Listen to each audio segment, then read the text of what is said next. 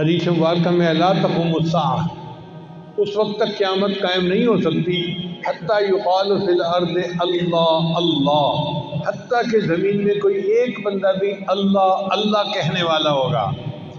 جب تک اللہ کا نام دنیا میں رہے گا قیامت نہیں آ سکتی۔ قیامت کا آئے گی جب اللہ کا نام لینے والا ہی کوئی نہیں رہے گا، تب قیامت آئے گی۔ تو اللہ کا نام اتنی برکت والا ہے۔ تو امام صاحب نے فرمایا کہ حدیث پاک سے بھی ثابت ہوتا ہے کہ یہ اسم اعظم ہے۔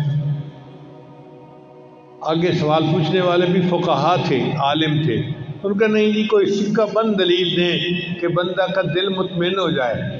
تو امام صاحب نے کہا اچھا سکہ بند دلیل یہ ہے کہ جب موسیٰ علیہ السلام کوطور پر گئے تو اس وقت ان کو پتہ نہیں تھا کہ یہ آگ کیا ہے، اللہ نے خطاب فرمایا اور اللہ نے اپنا تعارف کروایا، اننی انا اللہ، میں اللہ ہوں۔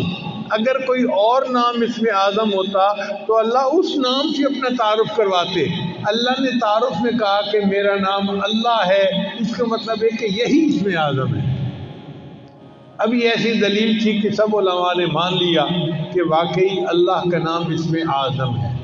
چنانچہ اللہ اللہ کے نام سے جو دعا مانگی جائے وہ دعائیں قبول ہوتی ہیں، اور اللہ کا نام جس چیز پر پڑھ دیا جائے وہ چیز میں برکت آ جاتی ہے۔